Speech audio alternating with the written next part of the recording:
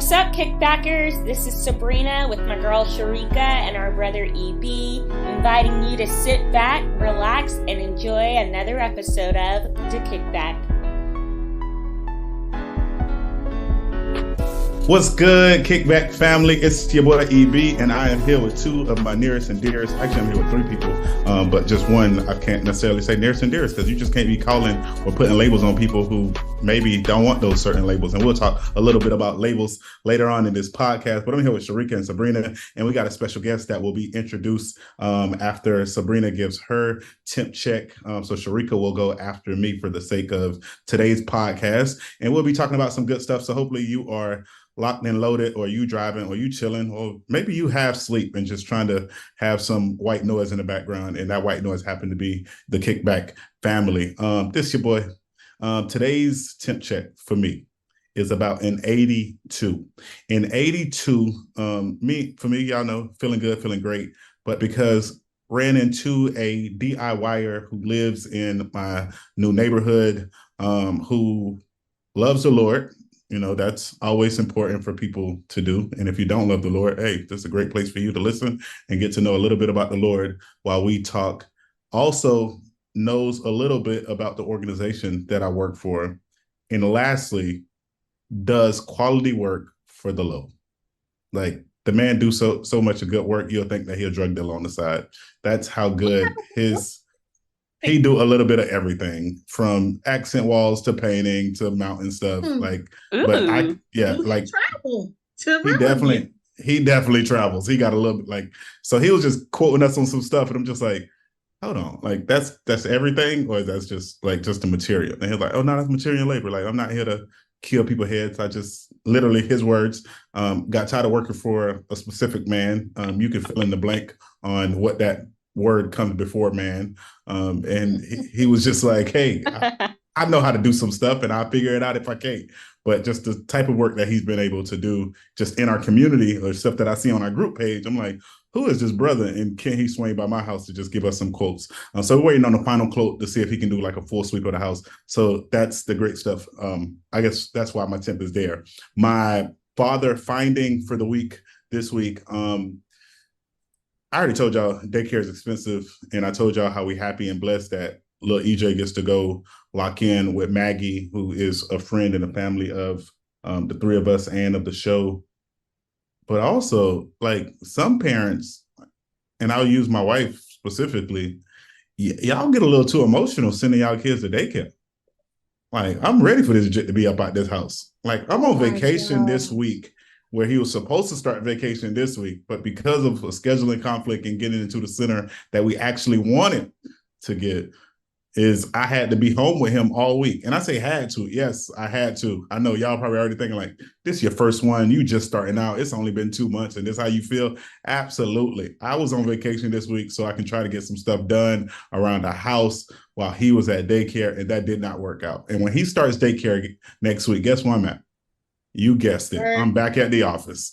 This is ridiculous. And then, for the sake of our podcast, and hopefully our guests, I doubt he will, but hopefully our guest doesn't get offended by the song choice of the week, but it comes from the one and the only, our brother, whose name starts with an A, ends with an N, and it's only 4 letters. It says, I'm steady trying to find the motive why I do what I do. Oh, the freedom ain't getting no closer, no matter how far I go. Let's go. But locked up by Akon for the sake of the podcast and for little giggles. Sharika, how you doing? Sabrina, how you doing? Dang. First of all, don't do my friend EJ like that. You know, it was a privilege and a blessing to be able to chill with him all week, EB. Don't do him like that, because I know he is an angel. And you didn't even send me a picture, even though you've been home all week. That's neither here nor there. I just can't come. I just had to start out with, there's no EJ slander on this podcast, please. Thank you.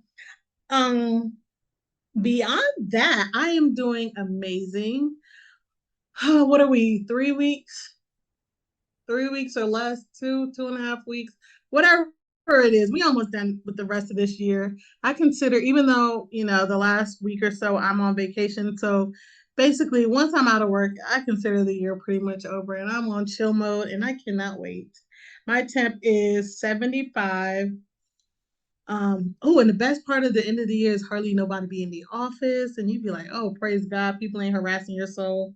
Even though I will say this today, somebody told me an email I sent them was condescending. I've never been told that before. I've always been told I've been extremely nice, professional, and helpful. So I actually wasn't offended. I was actually a little like, okay, it wasn't condescending, but whatever. I didn't even feel bad about it because I knew I was not condescending. That's neither here nor there. I'm all over the place, as you guys can tell. But my song it's beginning to look a lot like Christmas because I'm ready to go and get out of this place. Sabrina, make some sense out of the nonsense that I just I think you made a lot of sense, and what gave me joy was that condescending email, because I was like, that's right, Sharika, like that is not a side of you that I have ever seen or known, but I love that for you. And before the listeners, get me wrong, what I mean by that is sometimes, and I don't think Sharika is a people pleaser, but I think sometimes when people are so used to talking to you one kind of way and they try it and you push back a little bit, they're like, oh, whatever. So I'm like, later on, I'm going to have to get the details, because I think probably what happened is Sharika just checked someone, as we should, because we train people how to treat us. And then they were like, oh, wah, wah, wah. But I'm sure they're fine. So good for you, Sharika. My temp, I am so happy it's the holidays. Side note, did y'all know Ludacris can act? Yeah, I did not. Fast and the Furious. Like he's an actor. Yeah. You never seen Fast and the Furious? I maybe have seen. No, there are about 8 of them, but I maybe saw the first one years ago, but I don't even remember him being in that. I saw him in concert when he came to Florida for the Strawberry Festival, but the other day I was just on the interwebs and I was like, I need to watch a Christmas movie every day if I can. So I saw this Dashing Through the Snow and I was like, that looks like Ludacris. It's a really good movie. I was like, oh, he can really act. So that's an early recommend. So my mood is very joyful. Even though it's Christmas, I live in Florida. I'm going to hit them with a sunny and 75. But my song, y'all, I got to see Beyonce in Tampa, then again in NOLA, and I got to see her again this week in the Renaissance film.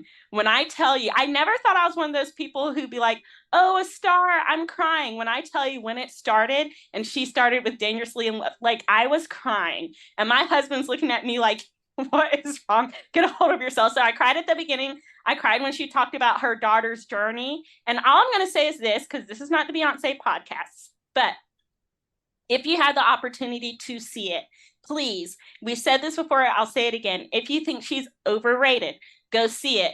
Please. She deserves every dollar, every accolade, and honestly more that she gets. It was amazing. Go see it. And for whatever reason, in my area, the theaters are not packed. Like there are only 6 people in the theater, including my husband and I. But I sang every song. I got up. I did whatever without disturbing anybody's peace. I wouldn't have done that had it been packed. But I was like, ain't nobody in here. And I wasn't super loud. So definitely go see that. And my song, which kind of goes along with what we're talking about, is Beyonce's My Power. This, that rhythm, this, that lightning, this, that burn, this ain't no perm. This, that nappy, this, that herb. She's going into this, that kinfolk, this, that skinfolk, this, that war, this, that bloodline. Shout out to our special guest who's in my bloodline on the front line, ready for war. Okay. Where are you going to run? Tell me, get loose. And then at the end, she says, my power they'll never take.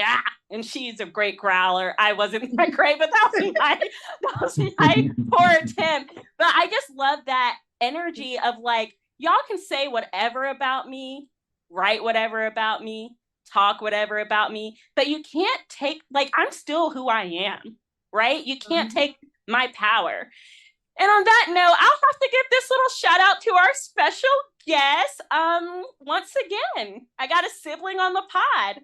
This just fell into our lap. My younger brother, CJ. CJ, can I give your government, or you want me to just leave it at CJ? We'll just keep it right there. Okay. We'll keep it right Okay. So my younger brother, CJ, is with us on the pod. I would say probably even more so than my sister. CJ was definitely my first best friend because we were so close in age. We're 18 months apart.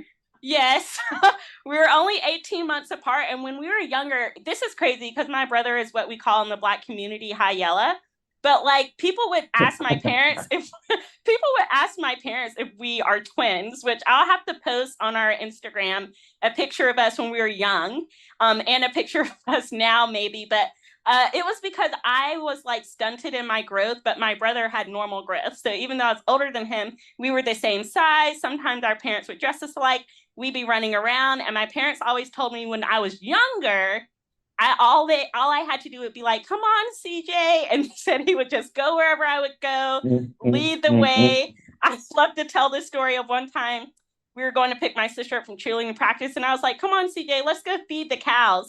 So we like jumped over this fence, had a few strawberries, trying to feed the cows, and the cows like turn on us, are chasing us.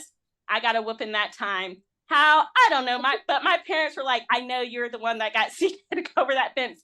Same thing when I burned the house down. Me and CJ were home, by the way, but somehow my parents knew, Sabrina, it had to be you. So then when we got older, really CJ left me in the dust. In high school, he wouldn't even tell people I was his sister. He was living his own life. He was like, "I'm separate. I do my own thing." But I'm happy. You got me in enough trouble. So CJ just found his own way, but we are very connected. We grew up in the same church. We grew up going to camp together and just side by side. So CJ, welcome to the pod. Tell us how you're feeling. What's your tip? This is my first time doing it, so hot boy, but I stay frosty, so I'm gonna say about an 80 with the wind chill of like a 30. But it's nice to be here. Let's go. I know, I'm here for it. Back to these folks that I knew from back in the day. You know, it's always good to touch back to the roots and the basis of things. You know, but like I said, I'm not too familiar with it, but I guess I got to find a song too. I'm rocking with Big Bro. You know that Akon. You can never go wrong with that one because that's always a classic. Combat music. What else? Today was a pretty straight day. I had a little trouble. I tried to get my exercise in, ride the bike. I went, put some air in the tire before I got 2 blocks away. The tire was flat again. So, you know, man. Really ain't got too much to say though. Ready to get to this podcast thing. Okay. Well, thank you. And in CJ's defense, I was talking to my mom earlier because we have some special guests lined up for this month, and CJ just happened to be home, and I've been trying to get him on the pod for a while. So I was like, "Mom, get CJ to stay. Tell him to dial in right now." So that's why CJ's like, "I don't really know what's going on, but here I am." He didn't have a lot of prep, but it's totally fine. So here we are, and we talked about last week how we have this series of being your best you and being your best self. Sharika, can you expound on that again? Because I don't want to mess up the vision.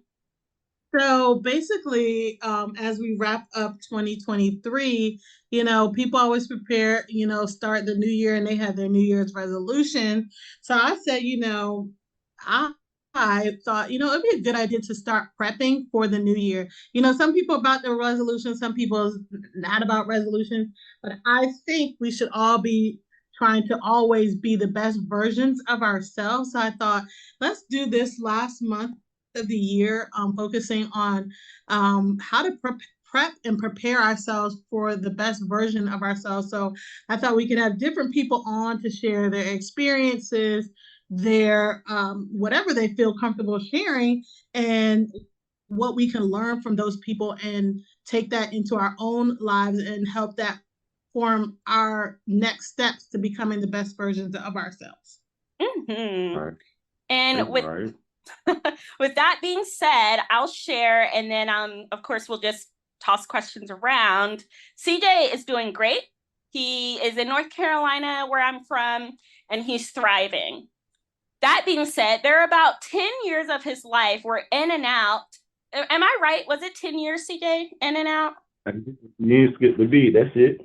Okay, yeah. So about 10 years of his life where he was dealing with being what we would say vacation, an extended vacation in jail, right? So he'd be in and out for 10 years of his life. So in this episode, we really want to talk about CJ's journey and being the best version of himself, how he got to where he was in and out 10 years, his mindset then, and his mindset now.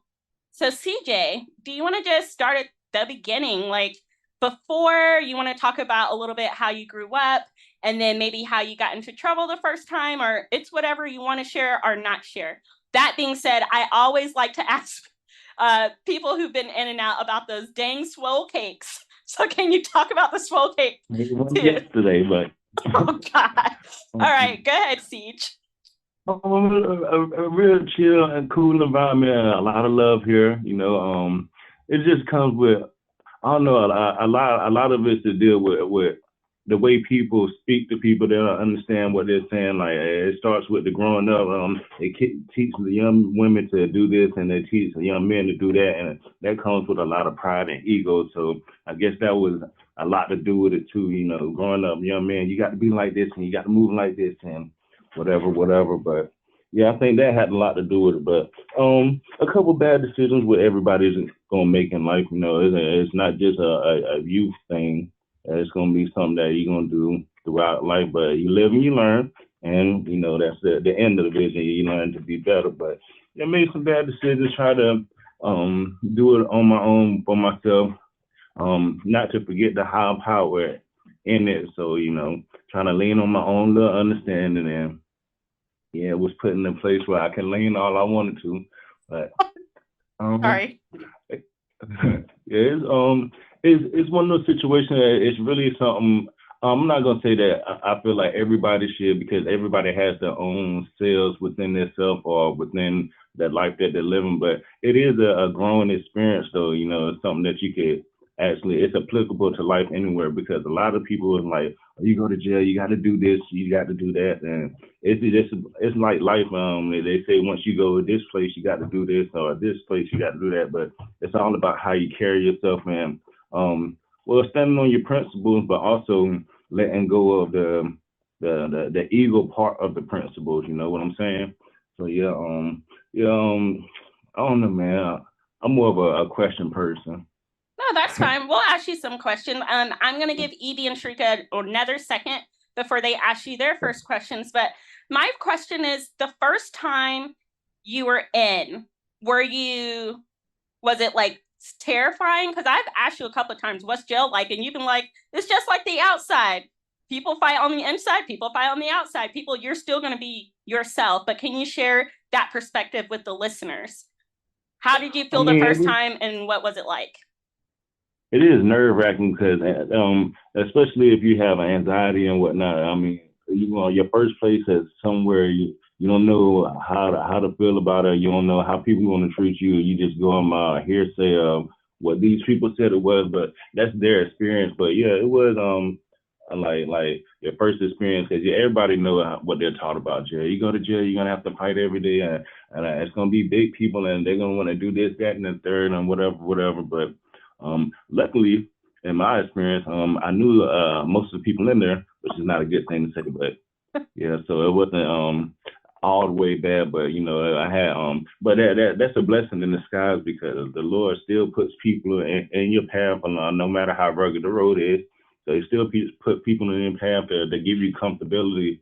So you know, I mean, yeah, it was nerve-wracking at first. Like, man, I got to be in here. I can't go nowhere. It stank. Ain't nothing but guys in here plucking toenails, flicking boogers. I mean, it's just crazy. But it turned out to be like I said, it's not the best experience, but I can't say it's been the worst, because there's a lot more worse things that could happen in life. So. Yeah.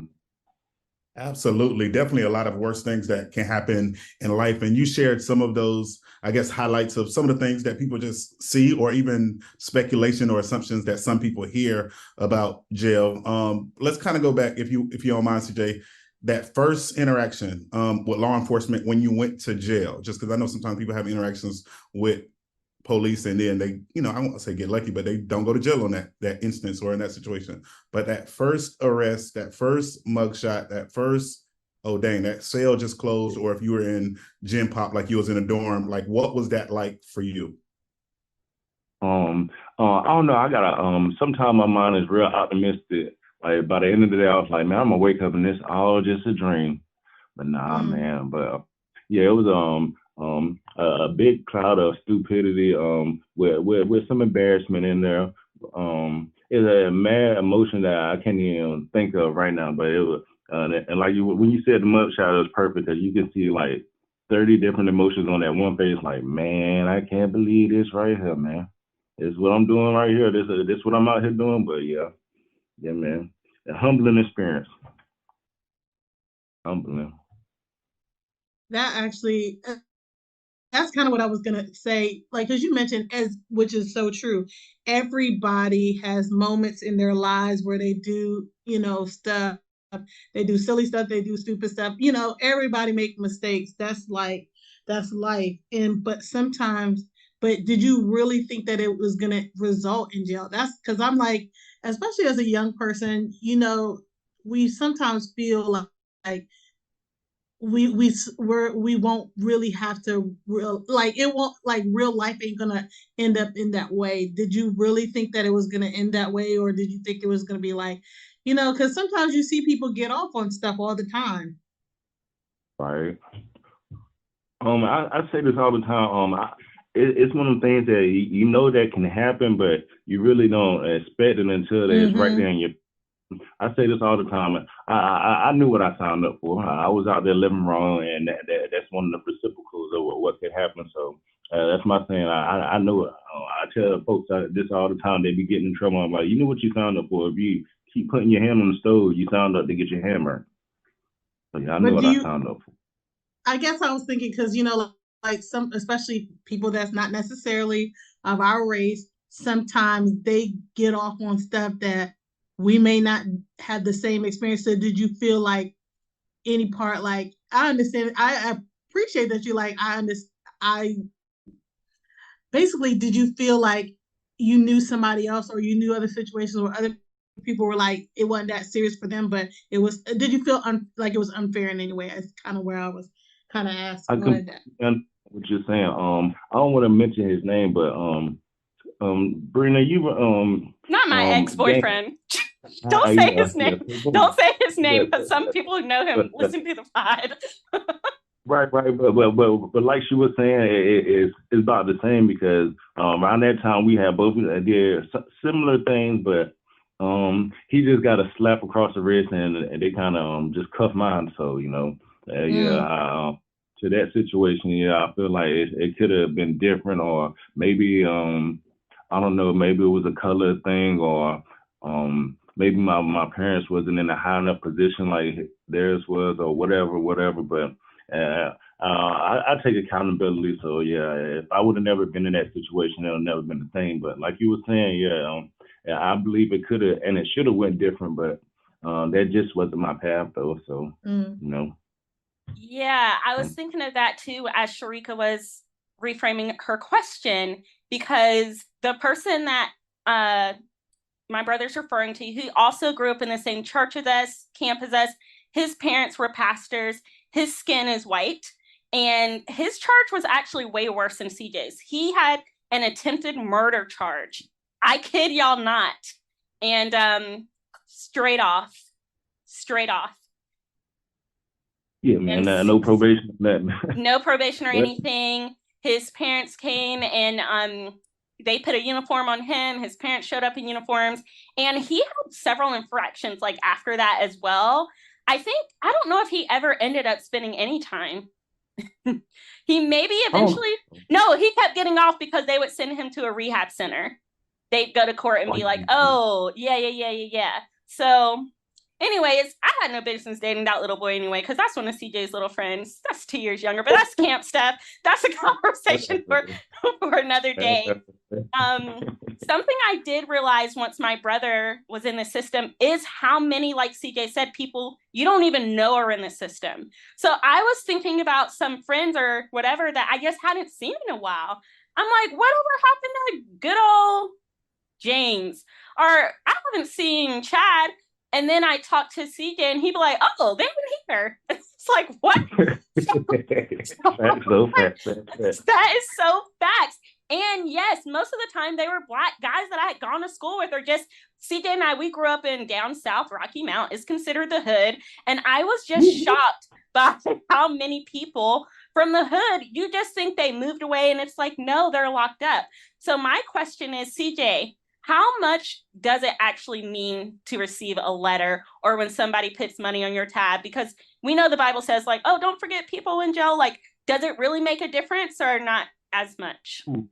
I forgot the Bible did say that, but it means the world within that world that you're living in, because I've seen some people, they get mad and just want to start riots because they're not reciprocating getting the same love that they see everybody else getting. Or sometimes they'll just mess it up, like, well, I ain't getting no visitation, so I'm gonna go throw toilet tissue at the COs or something, so they'll shut it down so nobody gets visitation.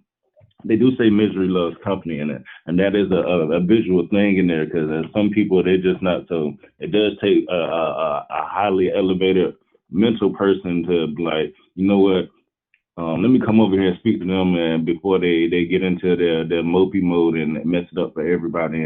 And that still is, granted, some people make the best out of it and it's good for some people, but that still is a war school, you know. So yeah. Yeah, it means the world. Letters, visitations, phone calls. Y'all definitely put smiles on my face. Getting those letters and whatnot, picking up the phone. Yeah, man.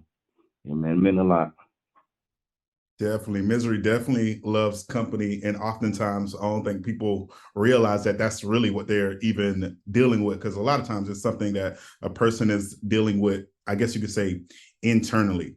Now, CJ, Right. so because of, how me and Sharika and Sabrina, we operate, and people who we have the privilege to love on and lead and minister to through life, or just the relationships that we have, or people who look up to us, like maybe it's somebody who they know both sides. Like, they know the street life, they know the choice that they make sometimes isn't always the best, but they also know, or they enjoy those decisions at times, but they also know right from wrong per se. What would you say to somebody who on the fence of, like, should I live the life that I should be living by making the best choices possible, or should I dive into the street life?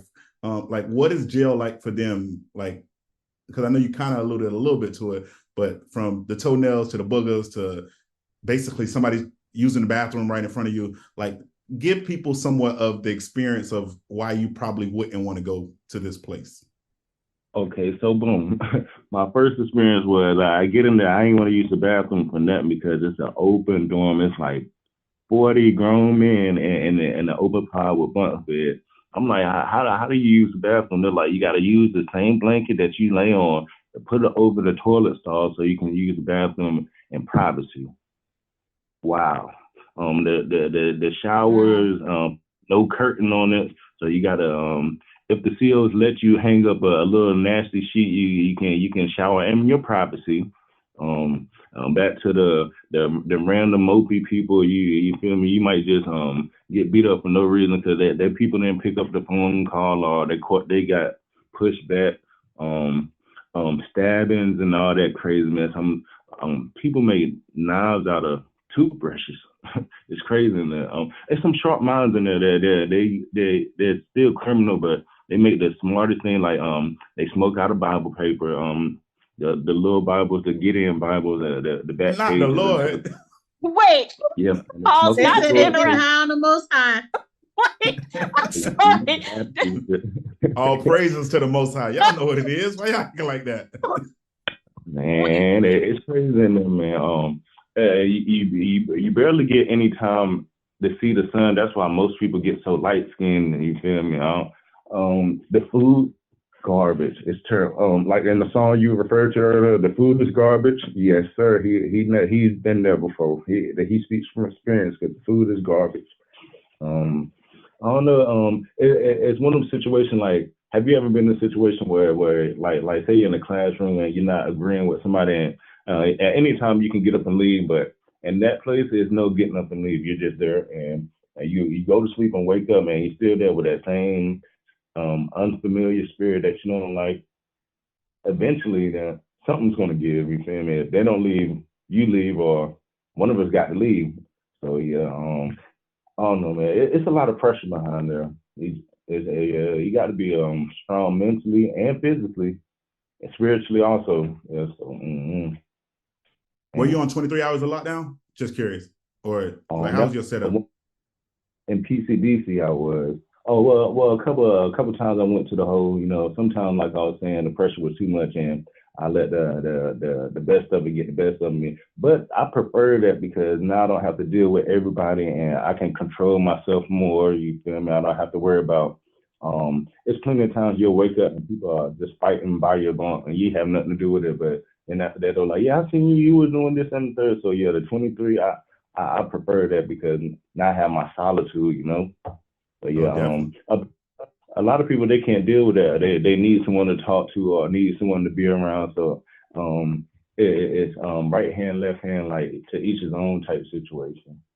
Definitely. And so for our listeners who are unfamiliar with what that means, literally 23 hours of you just in a cell. Sometimes might be a 5x5 or a 10x10 or 8x8. And then you get an hour of what some would consider recreation time or free time outside of that cell or outside of that room. And also, just because I know we have some, people who maybe you don't know people who've been locked up, or maybe you do, and you're not one of those people who show them love by picking up phone calls or writing letters. And I also want to mention for some of you, because you're like, I haven't got time to write. It's so easy where you can email a lot of people who are incarcerated now. Like they'll get it on little tablets and stuff like that. But the dormitory style is literally just imagine, especially for some of our listeners, imagine an open cabin. Just imagine everybody at camp just in one cabin, and there's just this open space where all bunks are together or all twin beds are together. And there's no comforter, there's no sleeping bag, there's like these thin sheets with the AC pipe in, and you're essentially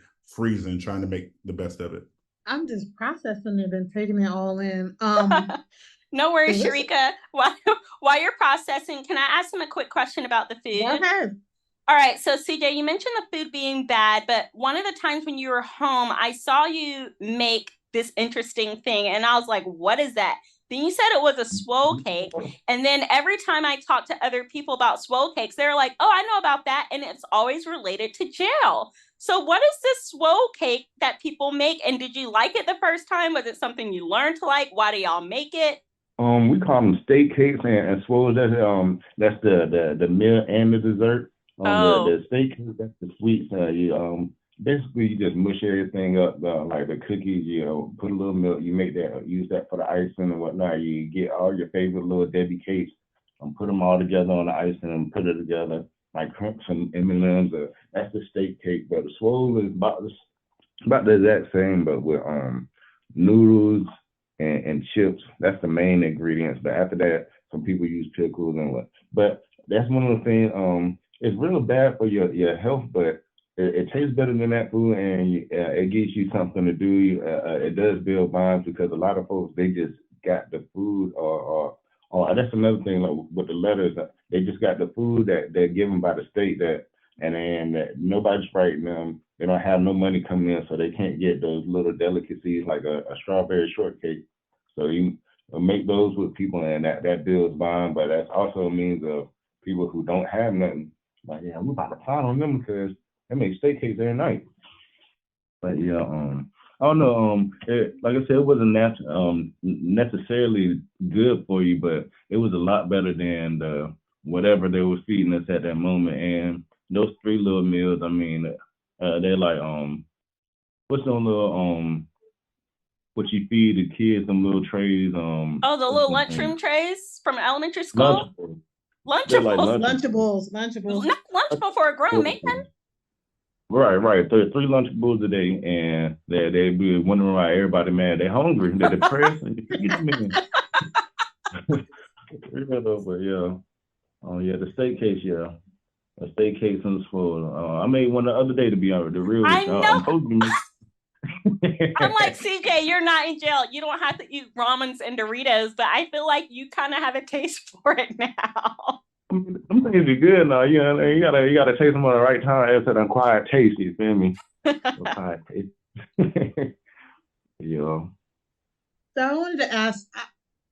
This might sound weird, but sometimes like you on YouTube, you can go and they'll have like a live feed in the jail. You can see people be making all kinds of stuff. I've seen people making pizza. I've seen all kinds of stuff. So how much connection, I guess, do TV, or what kind of connection do you guys did you have to the outside world, whether like internet, or what kind of stuff did y'all have? It just recently changed, but when I was doing time, we didn't have all those tablets and whatnot. It was just basically phone calls and visitation. But now a lot has changed. Like bro was saying earlier, they got tablets now. You can do visitation. You can get phone calls off the tablet. But I don't know that the connection really. I haven't seen anything that was in jail that wasn't out on the world. They can get some of any and everything in there. I mean, it's really the only difference is the surveillance is a lot tighter because you're in there and you're they're recording you at all times on tape. They got COs supposed to come through every 10 to 15 minutes or whatever, but it's basically like the world in a smaller domain though. So I mean, it makes more criminals. Think about it. You locking all the criminal minds up with all the criminal minds. It can't get no better. Can't get no better. And these are some straight up geniuses. So like CJ, like what I, just because you never know who's gonna listen to the pod, and definitely don't want everybody to be like, oh, that CJ a snitch, he a rat, or he telling them how the game go. What's one of the craziest stories that either you've heard or you've seen of how people get, let's go with example, how people get phones inside of the jail? Like, I know how some of this stuff is done, but I know some of our listeners have no idea, because sometimes people will say similar to what Sharika just said of like, I see people on live on an Instagram or on Facebook, and I'm like, how are they doing this in jail? Like, how do they got this flat screen TV up there? Like, how are they ordering pizza? How are they eating the same stuff that I got out here? Like, who the Uber for these folks? But what's one of the craziest stories or some of the stuff that you've experienced or you've heard? Okay. So boom, it depends on, it's different levels of jail, like what prison. Some of it's brown clothes, green clothes, and feds. They got a lot. Either they been having cell phones. The feds, they're more scared of the feds. They can have whatever. They got TVs in there, fans, and AC, whatever. When it comes down to more of the state, that's when they're more. It's more like the poverty side when you go from fed to poverty. But the federal people they were getting big money type situation, like a whole bunch of money, so they treat them a lot better. But people getting in, and it wouldn't be snitching because everybody knows that there's allegations about it. The same way they've been doing it, the same way they're going to continue doing it, the same way that it's going to be done in the future. Some CEOs are bringing in, some people, they got that leather suitcase, they call it booth, and they still up their hind parts, and which to each his own. I mean, they get in there how they get in. But on crazy stories, man. Like I say, yeah, people be having cell phone. Sometimes they give you incentives though. Like if everything's been going good for a while, you ain't got too many CEOs getting hurt or too many inmates getting hurt. They might you might can talk to the warden or whatever. Like, oh well, I got some people that we got our people who send you the money. Order this whole block pizza or the whole prison pizza or whatever. Sometimes they do it for holidays. But when you say a crazy story, one thing was when I was in PCDC.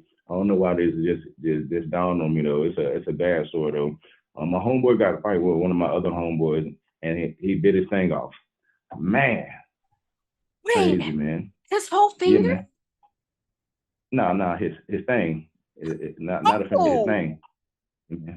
Come on, Sabrina. Like when you said thing. He said no. To make me like forget jail. I never want to go. Yeah, I don't know, man. It was just crazy.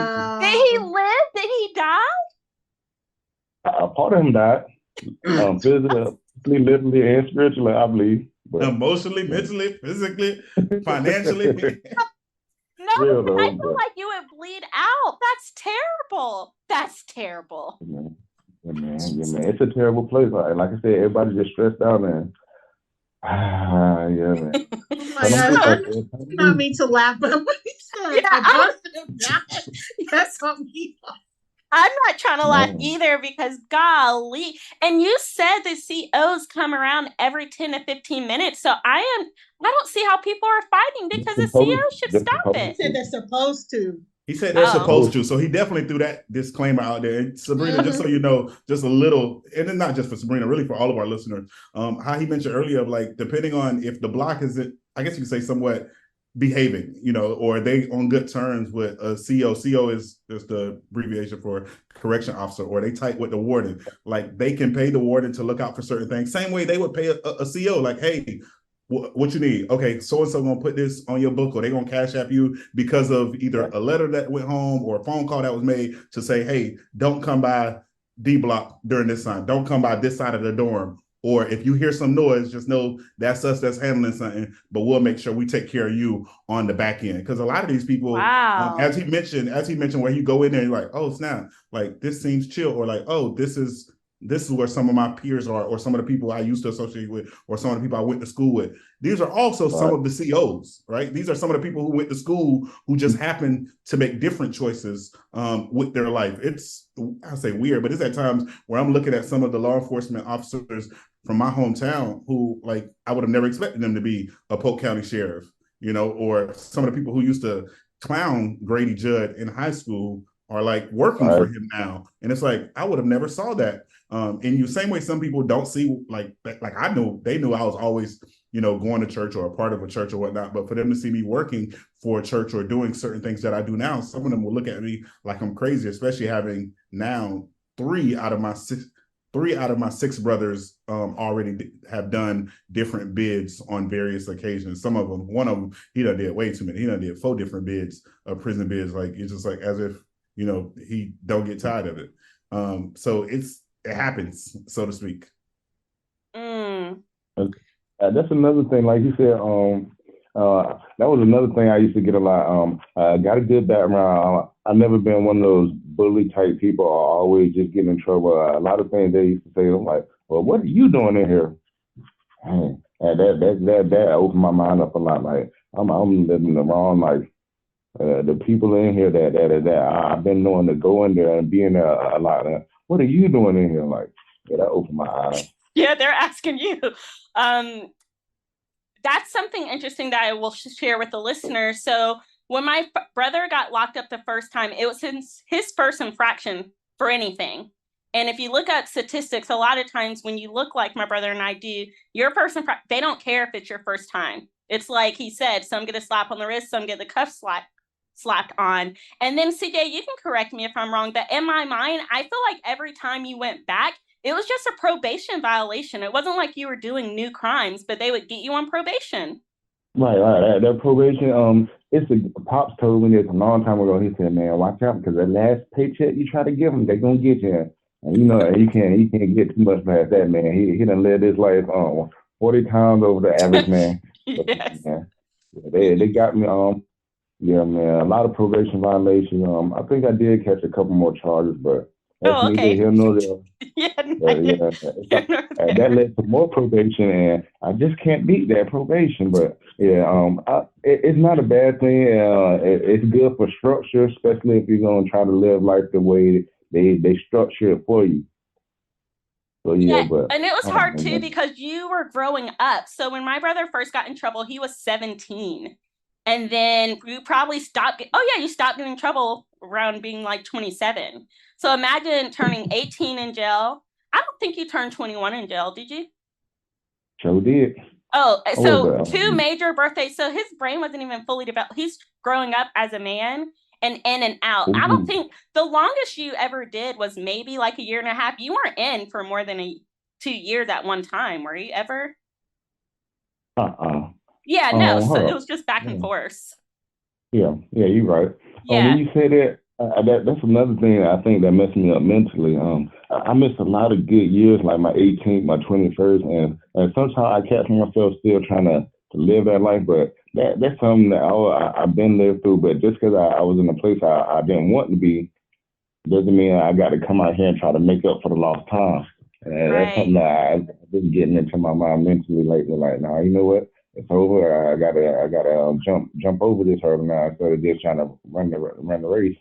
Exactly. This is good. I have so many more questions. Believe it or not, listeners, I know y'all are like, Sabrina, that's your brother, but my brother and I have never talked about these details. I think the most we've talked about, like you told me that time you had a cellmate who was getting on your nerve and he kept asking about coffee. That old white man. You're like, literally, I might fight. And then I know one time you got in a fight with another, which makes me wonder about, like, are there gangs in jails? Is a race in the back? Because you said it was like a big white dude and y'all are fighting and that's what happened to your shoulder or something. Yeah. I got a pinch nerve. Oh no, man, it's so crazy because he was an Aaron brother. My roommate, he was trying to get down with the Aaron brothers, and that's a white. Can you explain that? Gang. Okay, perfect. Yeah, I was just making sure, just so our listeners can know what that is. I got you. So they're white supremacists, which I didn't know. I was really looking out for the guy when I came there. The first day I came there, I seen him. He would get beat up. How you get beat up through a bar? Like the gates, the bars, they had him by the shirt and they punched him through it. That's wild.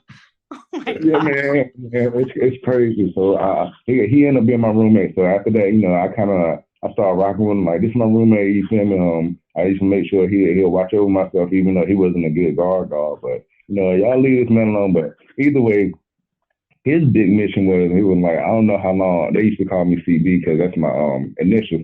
So he was like, CB, I don't know how long I'm gonna be here, but I never got what he was saying until this thing actually came to happen. But yeah, he was getting cool with the white boys, and which I don't care who you mess with. You feel me? I was cool with a couple of them myself. But yeah, it ended up to be, they were trying to initiate him into the gang, and they ended up leaving some of the gang knowledge. And I was on the DOT program. I was like, I used to go out in the real world and work on the roads and whatnot. So I came back. I seen a piece of paper. I'm not thinking nothing about it. They had just given out letters. Not thinking nothing about it. The COs came in there and they was like, "Oh, what is this?" Now thinking about it, it seemed like it's set up anyway. But I was like, "What is this?" They picked it up. This is game later. I just kept doing what I was doing because in my mind, it ain't got nothing to do with me. I just came from work, But they was like, "Yeah, man, this is game related, this and that." I was like, "Well, give me 30 minutes. I'm gonna get the truth out of this because that's Aaron brother. How could I be Aaron brother?" So yeah, they gave me a little bit of time, man. We worked it out, and I didn't have to wear that charge, but it did turn into me getting my back hurt. So that was a big white man. So, but you fought. At least you fought, and you didn't let him just beat you up. But I hate that, like, now your shoulders, like, always, like, Cancer, yeah, I did that for the ancestors. Oh, God. For the ancestors. For the bloodline. Come on, man. Don't act crazy. On the front line, okay? Literally. I guess as we were coming towards the end, which this is great that CJ's being so social, because when I told him how long the podcast was, he was like, "Listen, my attention span is 10 minutes. I'll do my best." CJ, you've been wonderful and you've been so open, and I love that for us. But I appreciate y'all listening. No, anytime, literally. I'm curious, and we can go. I'm sure you can, EB, have another question, but I'm just curious, hearing all of this, and I'll start. Sharika, EB, do you think you could survive in a jail situation? For myself, the only thing that makes me nervous, because I know I'm mouthy, and I know even if I feel like I'm going to beat up, I'm going to stand 10 toes down, right? But because I am short and my voice is high pitched, I feel like I would automatically be a target. And that makes me sad. So because of that, I'm like, dang it, I don't think I could do time without getting in at least 1 to 2 fights, because I feel like I would have to prove myself, because people would just pick on me. The bad food, okay, I could like mentally get there. What else did you talk about? Oh, the thing that would get me in trouble, I would want to snitch on the COs, because I'm like, y'all are supposed to be protecting us, and y'all are bringing here. No, that's no. Yes, that's a no-no, CJ. That would get me beat up. Oh, so yeah, here we go. It's about the principle. Like, y'all are supposed to be protecting us, and y'all are turning a blind eye, and people are getting their butts bit. Like, this is an injustice. I want to talk to the warden, and next thing you know, I'm beat up. So I think let's rate it. Let's rate it on a scale of 1 to 10. CJ, you hearing that? 1 to 10. 1 being I won't make it. 10 being I wouldn't make it. How would I fare in jail? I would say, like you were saying, everybody got the 9% chance to make it. you just gonna have to go through the ringer. You got to go through the fire, and then it's up to you whether you want to fight to live or not fight and just lose. Okay. Sharika, fight EB. to live or live to fight, girl. Right. Sharika, EB, y'all making it or not? Probably not making it. One, I don't know about the living conditions already sound, precarious at best. Yeah, I don't think I'm gonna make it just because one, I don't think I have the fight in me. I have a fight. I have some fight, but like CJ was saying, you can't just fight and leave. You got to be stuck here with the people. And I don't know how much fight I got. I don't know if I can keep on fighting. So I'm going with the unsanitariness of the situation would take me out. The not good food. Number two, because I'm a very picky eater.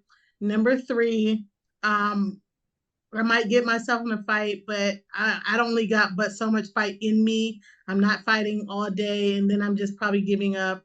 So the Lord just gonna have to take me. And so yeah, I don't think I'm making it.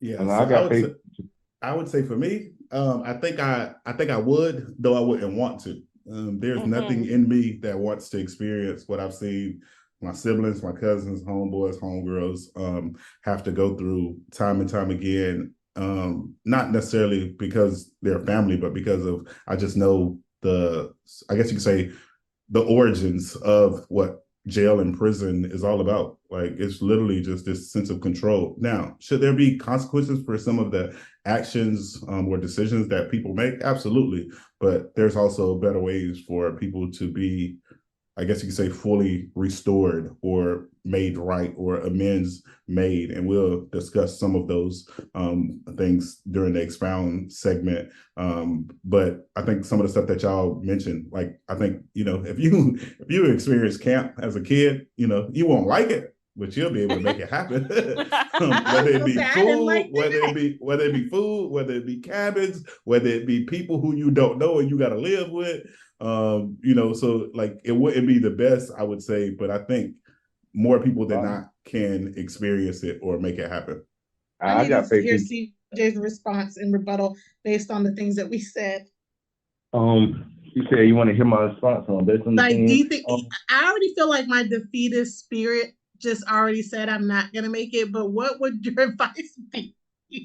CJ, they taking all her food and they making sure they taking Sharika food and they gonna make sure that people putting money on her on her tab, on her account, on her books. Right. They gonna make her order everything out the canteen for them. But before you get to see it, but no, like I said, it be people in there like me, like I was saying. I got faith in that. It's just how you carry yourself. As long as you can stand on your own, you feel me. You just don't go for each and everything that's given to you. Like Sis was saying, it is people with annoying characteristics, but that also comes with.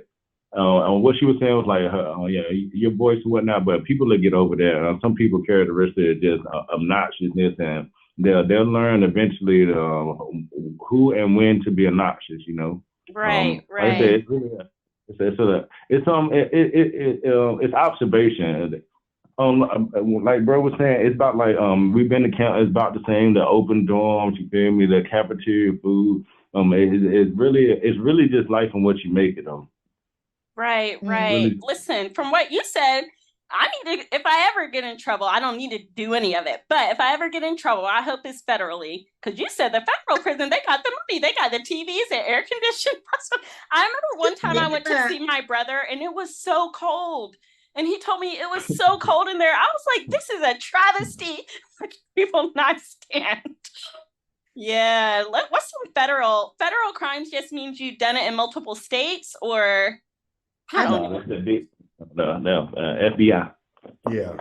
Nah, let me not even think about it. Especially so them people there's a lot of rich people, hot, like, what they call them, not the blue collar. Oh, the blue collar crime. White collar crime. Okay. That's where they are. They just got a lot of money, a lot of when you go federal, you got a lot going on. Like you're not just a thousandaire, you're probably close to a millionaire, and you ain't paying no tax.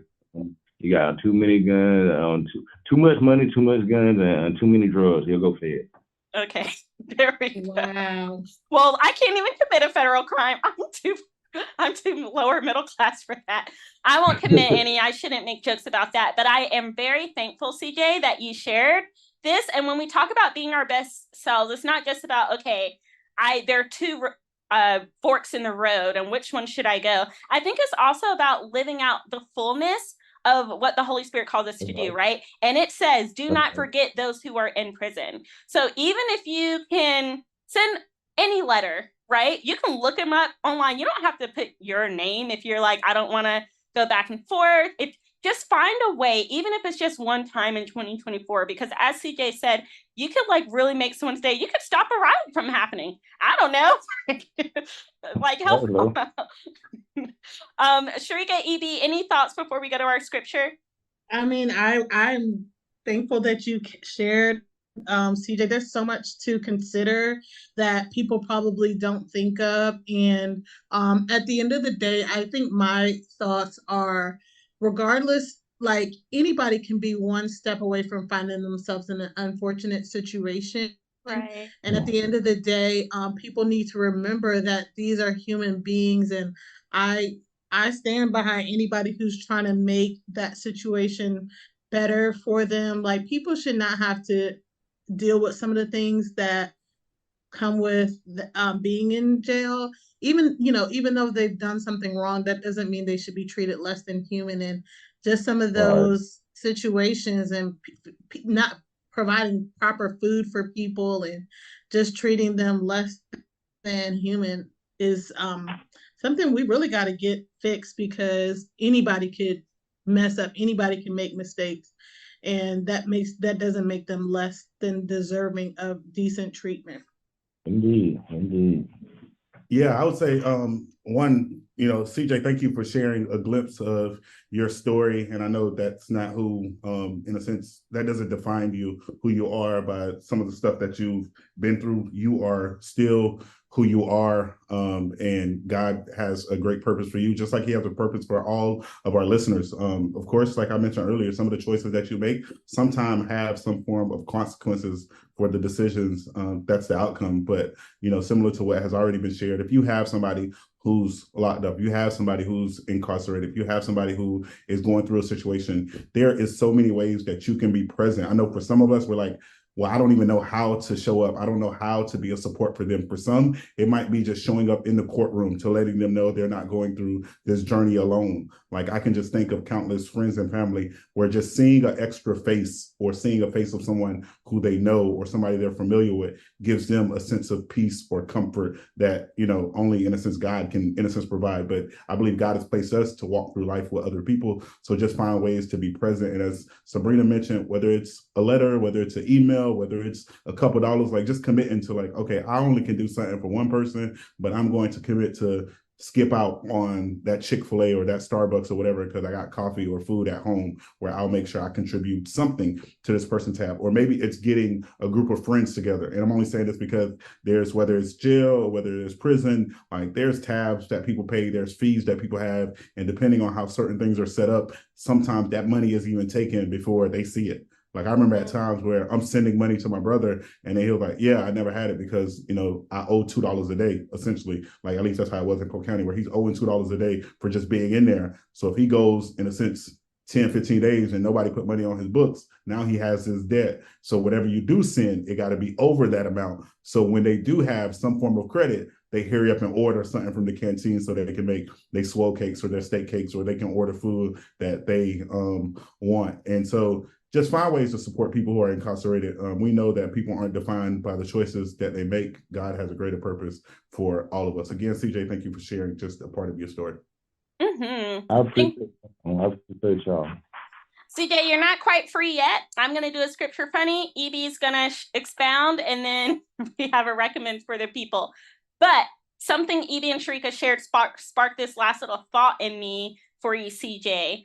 I believe that if someone's done their time, they've done their time. Like when you're a kid and you get a whooping, you get that one whooping. They don't keep whooping you for the next 3 months for that one thing. If they do, that's wild. You might get it because you did something else every day for 3 months, but you know what I'm saying? So for me, once Yeah. someone's out, they've done their time. And CJ made a joke before we hopped on, and he was like, felonious something, but like, okay, he had a charge, he's done his time. CJ, do you feel like now where you're at in life, you can just outlive that title of felon, because you're not just that. You're Dolly and Clarence's son. You're my brother. You know who you are in Christ. So do you feel like, yeah, I don't be letting it, or do you feel like the world still is constantly trying to make you do your time in another sense? Because I know sometimes getting a job can be hard for people who've done time and etc. The joke earlier was it can't be on you, got to be in you. But I feel like I feel like I have pushed past all that. I'm definitely in a different mental state, physical state, you feel me, spiritual state, emotional state, all that I was back when I was younger. But like I said, also did a lot to building more onto my character. But it is certain places that it weighs down, but with the building up of stuff, that helps you be stronger on what's weighing down. So I can't even let that be an anchor for me, Thank you for sharing. I love you so much. And I'm glad that I got to hear this perspective from you.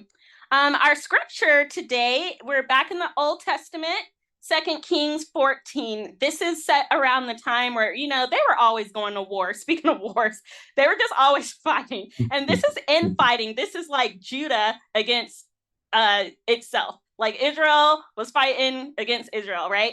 And so we have verses 9 through 10 where one king had just won this great battle. So he's like feeling very puffed up, and he's like, well, I'm going to go tell this other king what's good. Square up, basically. And that's where we start. So Joash, king of Israel, replied to Amaziah, king of Judah, one day, a thistle in Lebanon sent word to a cedar in Lebanon, give your daughter to my son in marriage. But then a wild animal of Lebanon passed by and stepped on the thistle, crushing it. Just because you've defeated Edom in battle, you now think you're a big shot. Go away and be proud, but stay home. Why press your luck? Why bring defeat on yourself in Judah? And y'all, I just thought that was wonderful. He was like, listen, you won your little battle over there, but don't come over here. And do you think he listened? He didn't. He went to fight him anyway. And do you think he won? He didn't. I was just like laughing. I was like, let this be a lesson to us all. Don't bite off more than you can chew, okay? When God lets you win your battle, take your win before you take your L, right? They always say pride comes before the fall. It just made me laugh the way the message phrased it, the way he gave him a little story beforehand, called homeboy a thistle, and he wasn't even going to fight him back. He was just like, listen, go, don't be prideful, enjoy what you just won, but if you come over here, I'm going to whoop you. And he definitely did. So that's what we have today. EB, what are you expounding on? Oh, CJ, did you want to comment on the scripture? Oh, no, I was just saying respectfully. Yeah, that's right. Right, respectfully. EB. Or disrespectfully, however you want to take it. Exactly. So I am expounding on something that I hope happened to everybody. Well, not everybody. Let me take it back. Well, one of the things I'm commenting on, I would hope happened to everybody who's ever been convicted of a crime, and I would say convicted of a crime and who have lost their voting rights. But this is more so geared to the state that I reside in the state of Florida.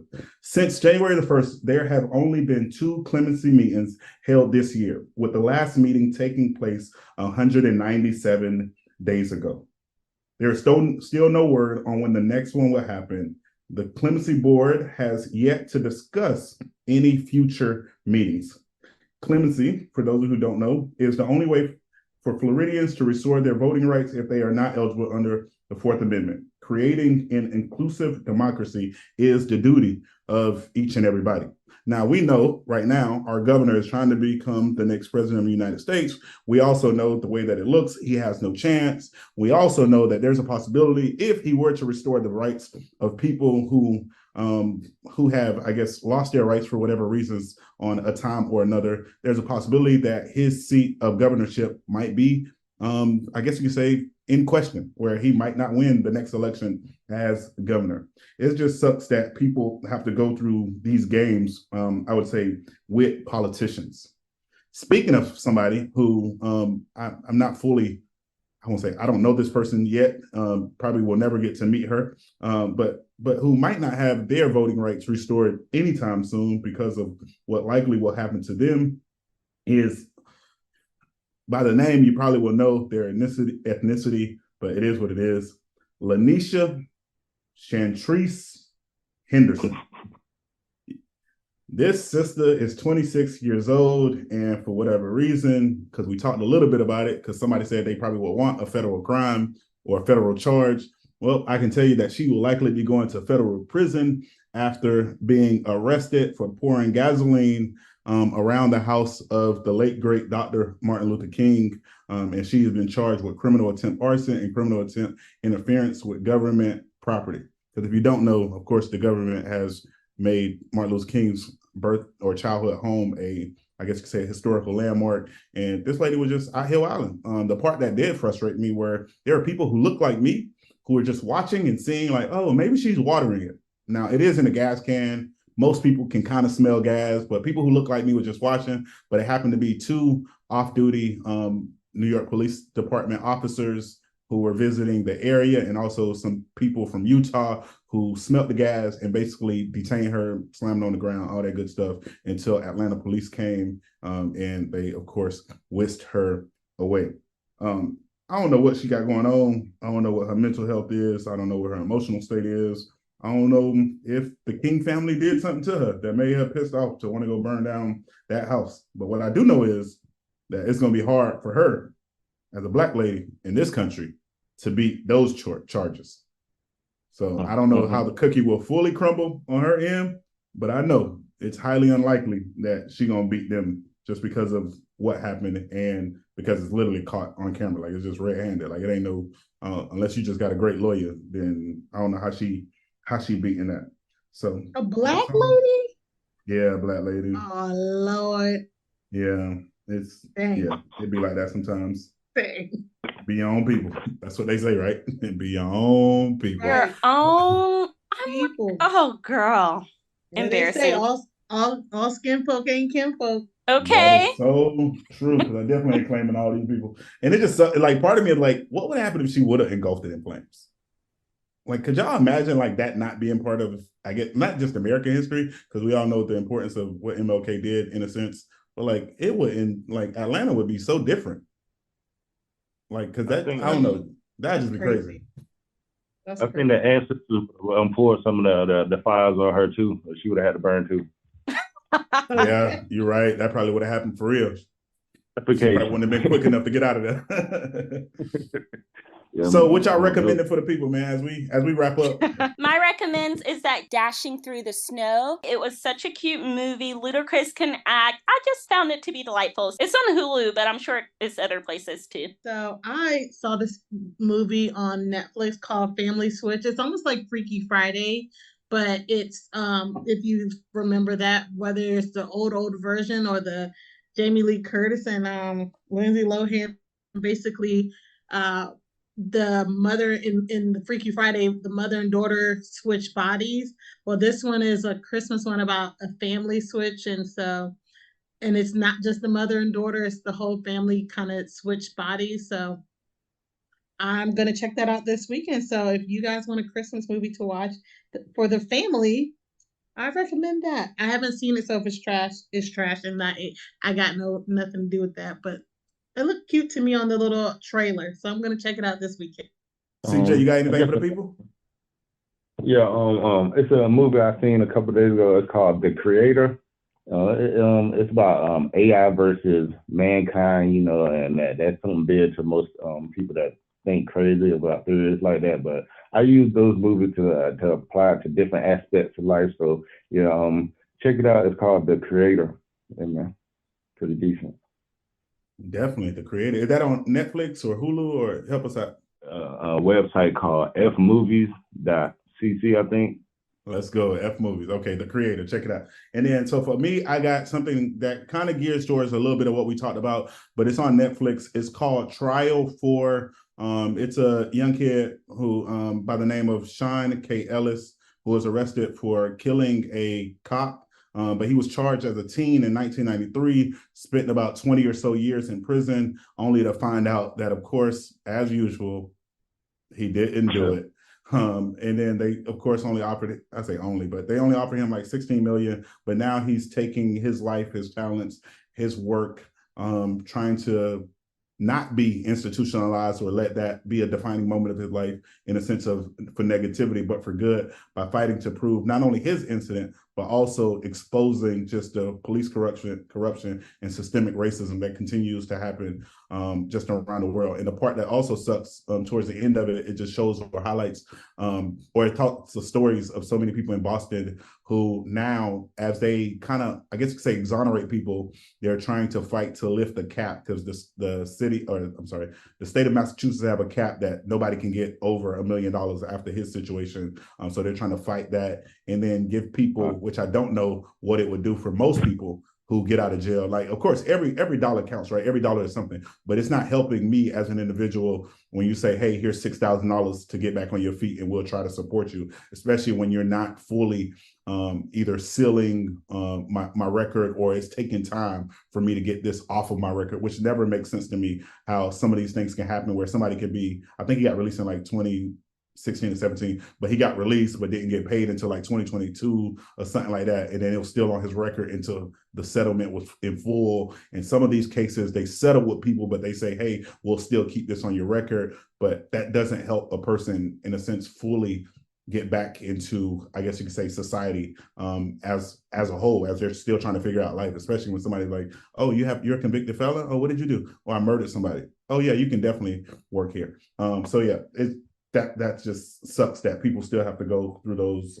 wrongful convictions in this world. And then last but not least, I do have something else, not necessarily to recommend, but I should have expounded on it. There was a lady who got mad at another lady at a Chipotle where she threw a burrito into the face, allegedly. I didn't see the video, but she threw a burrito into the face of the worker. She went to court, of course, and then the judge did something interesting where he told her she got two options. You either do 90 days in jail, so a whole basically probationary period for a new job, or 60 days in a sense of volunteering / working, however they work it out, at the Chipotle. Which one are you choosing? So I would hope everybody would say, give me those 60 days at Chipotle, especially if you're paying me. But that's what she chose. She chose to go with the 60 days. She said, I'll try my best to walk in her shoes. But it was just interesting that judge took it upon himself to say, I don't know what 90 days will really show you for this simple assault. Even though EB would be like, you doing both. Like, I'm gonna throw you in jail for 90 days and you have to work there. But that's just me. And maybe that's why I'm not the judge. But that's what I got. I think he should have let her get the burrito thrown in her face as well. I think that should have been a part of the punishment. Exactly. Because if I'm the worker, now I'm going to jail. Thank you for the heads up of how I can survive because I'm fighting.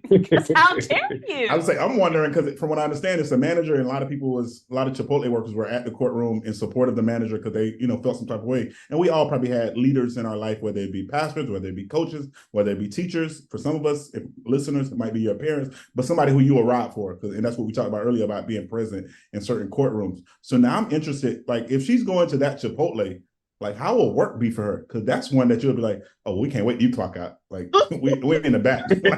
Girl, you scrubbing every toilet. You doing every. Oh, you got bathroom. You got trash duty. Yeah, that's you. These you need 60 days.